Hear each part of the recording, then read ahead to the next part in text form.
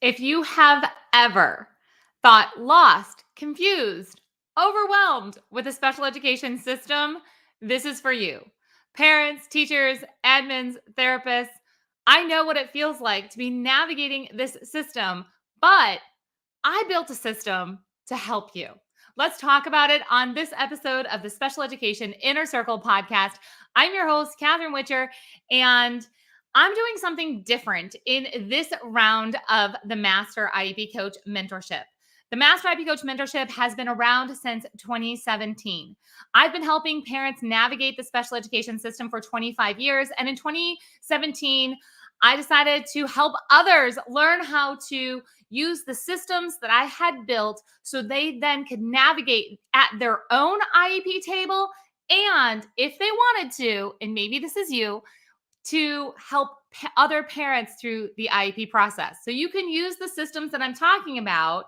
You use them for yourself, or you use them to help other people through the IEP process. This all happens inside the Master IEP Coach Mentorship. But today, I'm going to share with you a little bit about some of those systems because this might sound difficult or hard, but really a good system relieves you from the pressure of having to make decisions on the spot. It relieves you of this overwhelm that comes when you're like, okay, this meeting is coming up. What are all the things that I need to do? But a system is so much more than, let's say, a simple checklist. A checklist is something that we can just go through and say, okay, before the meeting, I need to make sure. And maybe the parents have their checklist, right? Maybe you have your checklist where you're like, before the meeting, I need to make sure I have a draft IEP. I need to make sure that I, talk to the speech therapist. Before the meeting, I need to make sure that I call a master IEP coach and they can attend the meeting with me. And you might have all of these before the meeting. And then maybe you have a checklist for during the meeting. And maybe you have a checklist after the meeting. Or maybe you're thinking, wait, I need a checklist for this. But as a teacher, you probably have this checklist, right? Of these are the things that need to get done for each and every IEP meeting. But a checklist only goes so far. A true system helps you not only check things off, but what happens when they don't go the way that they're supposed to? What if, as a teacher, you have on your list that you're supposed to send out a draft IEP, but not everybody has their pieces together? What do you do as a parent when you've requested a draft IEP, but you haven't gotten it? What do you do? Do you panic? Do you start Googling? Do you go into the Facebook group that gives out all the free IEP advice that probably is going to put you in more hot water? No, you need a system. If this happens, then I do. What? You do what? I'll give you another example of a system. We have an entire system inside of the Master IEP Coach Mentorship that has to do with inclusion. Not just a checklist of things that needs to get done to make sure that a child is included in their school environment from the moment that they step off the bus to the moment that they get back onto that bus. Because remember, inclusion is an experience, not a place. It's not a checklist of these are the things that get done for inclusion, because this is like a living, breathing kind of process to implement inclusion. So this means that you have to have a process for what does it look like. For example, child's going to be included into a classroom that is a general education classroom. And perhaps this child spends most of their time in a special education classroom in a smaller environment, but they're going into this larger environment. Have we actually taught the child the rules and expectations of that classroom before expecting them to just magically fit in to the routines and schedules? Have we been intentional? Do we have a system for what needs to get done before a child goes into the classroom? That we're not teaching, on the spot. That we're not like this throw into the deep end, sink or swim, hope this works out. We don't learn how to swim in the deep end. We learn how to swim and we learn skills a lot of times outside of the pool water, right? So what is the system that needs to be in place for that? What's the system that needs to be in place for teacher training? And yes, teacher training is part of inclusion. Making sure that all staff are prepared to make sure to support all of their students in their environments. That's part of the system. And how do you set up the system to make sure what pieces are in the IEP, what pieces are missing from the IEP, what needs to be implemented, what do we need an IEP meeting for, maybe to implement this process, what can we do with just an addendum? There's a system for all of that. It's a system that I've used For over 25 years, I've helped thousands of families, secured hundreds of thousands of dollars of education for families using a system without fighting. I'm all about a good negotiation conversation. I'm all about a good strategy call. I'm all about helping districts and parents use all the resources to their max inside of the district. I'm all about negotiating for some outside resources when we need that too. There's all different ways for us to achieve this, but this is not a random process. Navigating special education is not a random process. A lot of times we talk about like the special education maze. Well, you know what? When I think of a maze, I think of a lot of dead ends. I think a lot of, just pick your type of maze, like a corn maze at the pumpkin farm. A lot of dead ends, right? You're like, get me out. Get me out. I'm done. I'm done here. Can somebody just show me the way out? Okay. Or the maze, old school, right? Remember the whole pen and paper, and you'd have this maze and you got to get your from one side to the other side of the maze, and you would hit dead ends. So it doesn't have to be that way. It's not a maze. It's an actual process that when you learn, I need to get from here to here, and there's a process. Now, does that mean that everything is slow? I mean, it's going to go exactly how you want it to go? Does this mean that everything is going to like slowly fall into place in there? No, it doesn't necessarily mean that you're not going to have some deviations, that you're not going to have to navigate some things differently for your situation. A system is a system that can apply to all these different situations so you do not hit dead ends, because dead ends are not okay. So I'm going to encourage you that if you have, again, felt like it's a maze and you're hitting dead ends, if any of this you just heard, you were like, wait, draft IEPs, what? Like, what am I supposed to be getting? You're like, how do I participate in meaningful conversations and get this draft IEP ahead of time? That's something, absolutely. There's a process for that. If you as a teacher, you're like all over the place and you've downloaded all the checklists and you've gotten all the freebies and you've tried to learn from other people of what needs to happen for each of your IEP meetings, but you're still feeling just as overwhelmed when it comes to building an IEP, I have an entire system that has been set up. It's called the IEP Development Assessment Wheel, and it's something that's only available inside of the Master IEP Coach Mentorship.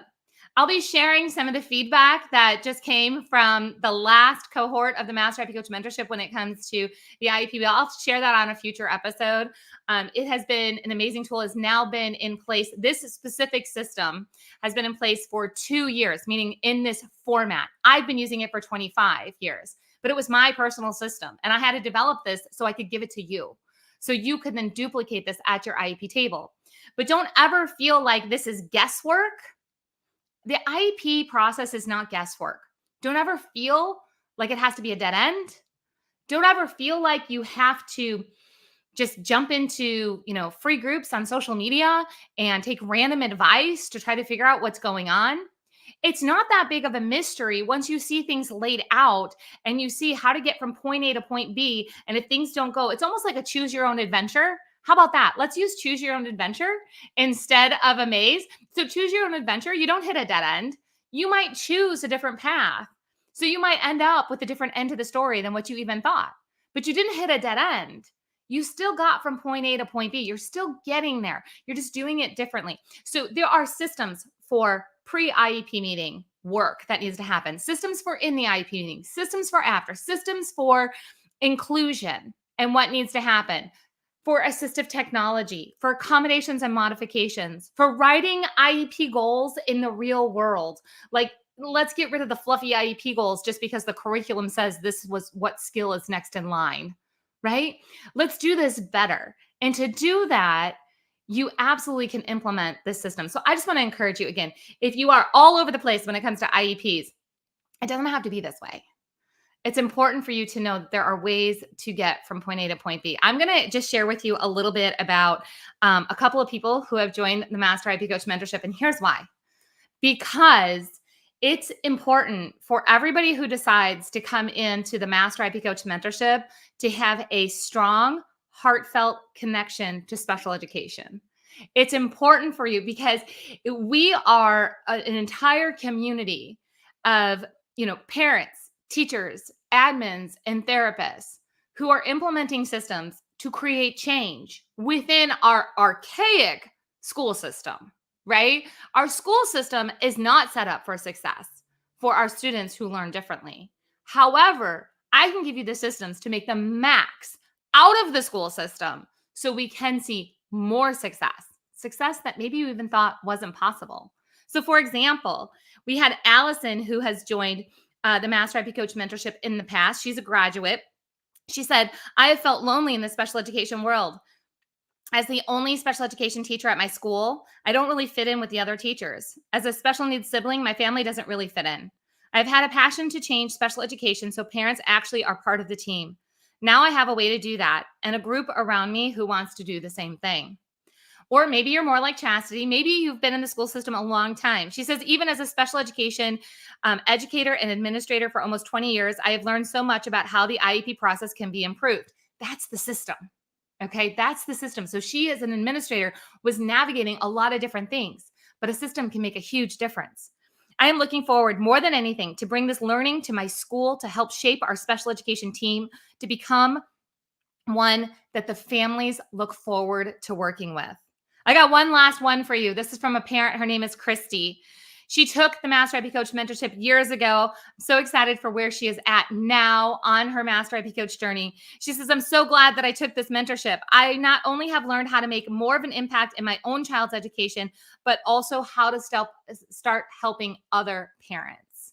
So she's going to apply this for her own child. She applies it for other families. And now she's working at home, helping families through the IEP process using a duplicatable system, never starting from scratch, and always having a different choice to get to the desired end result. For those of you that don't know, that might be listening to the replay of this, I record these live. I'm live on YouTube and Facebook and LinkedIn right now. And we actually have a comment from somebody, and they say, I've been attending my nephew's IEP meetings for 8 years and never knew you could get a draft. Half the time they are typing stuff into the IEP during the meeting. Okay, so first thing is, they should always be typing things into the IEP during the meeting. Like, a draft is just a draft. So there's always going to be things that are added in. So if they feel like they're typing, as long as everybody's still paying attention to you, there's nothing worse than the feeling that a parent has when everybody's typing on their computer and you're not even really sure if they're on your own child's IEP because they're just doing a whole lot of typing. I'm just going to call that out right there, right? Like, we need to show respect, right? When the parent is talking, the parent's engaging, that sometimes we need to pause our typing, or maybe one person is typing, taking notes, and we pause. So that would be completely expected. Now, getting a draft IEP, that is not something that is mandated by the law. Remember, I'm not a lawyer. I don't give you legal advice. I do tell you where to look for a lot of things in IDEA law. And this is not an IDEA law that you have to get a draft. However, I often can get a draft ahead of time, even from the states who don't mandate it. Some of you guys are going to listen to this going, well, it's mandated. Our state makes us do it. Our district makes us do it. Okay, but not all states do. Not all districts do. Okay, so if you need that draft in order to have a meaningful conversation during the IEP meeting, so you can have equal information as everybody else, then it's important to request that.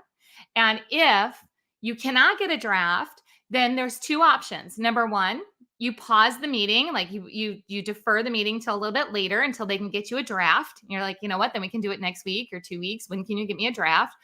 Or you can let the team know that you're happily still come to the meeting, but that you won't be participating in any decision making because this will be the first time that you're seeing the information and you need time to, digest that information so you can have a meaningful conversation and be an equal member of the IEP team. So there's two choices. Do you see how that's a system?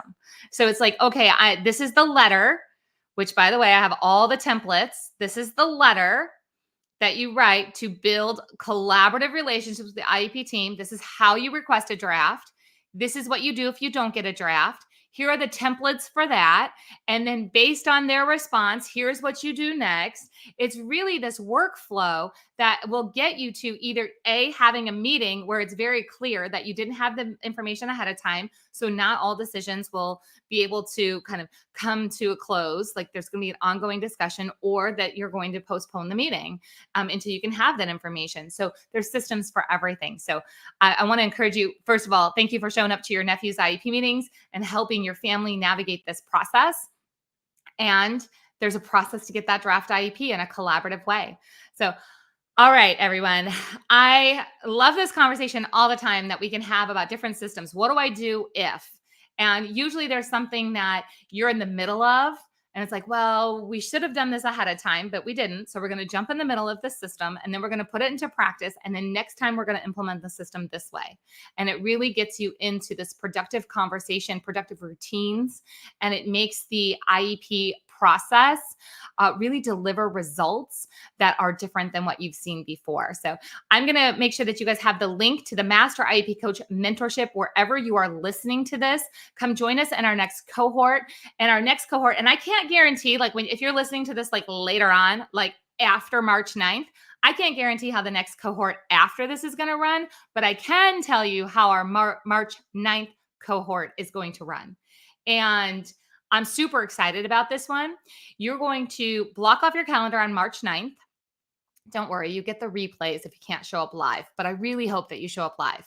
And we're going to do a morning session and an afternoon session. And those are going to be your only live meetings that you have to show up to. And again, you get the replays, but I hope that you show up live. So March 9th. Then for 30 days, okay, during that live, you're going to get all the systems. I'm going to pour out to you all the systems in your morning session and your afternoon session. You're going to have all of it. You're going to have all the replays. You're going to have all this information. You're going to have all these things. And then for the next 30 days, I'm actually going to coach you one-on-one through voice and text message through your IEP process. And maybe you want to become a master IEP coach for yourself, and maybe you want to help others. So if you are like, I'm doing this for myself, let's do it. You're going to have coaching from me of, I'm going to be able to say, here's the system for the draft IEP. Here's the system you're worried about inclusion. Here's the system you're worried that people are saying no to resources that a child really needs. Here's the system, and here's how to implement it for you. And then if you want to start a business, you can also say, Catherine, I want to start a business. Where are the business systems? And I will give you the business systems, and I will help you get started on setting up your own IEP coaching practice. So, all right, systems everywhere, guys. It's magical when they're put into place. And I hope to see you in the next Master IEP Coach mentorship. Remember, it starts March 9th. We have a live day of training. Then you get 30 days of coaching, and I cannot wait to see you there.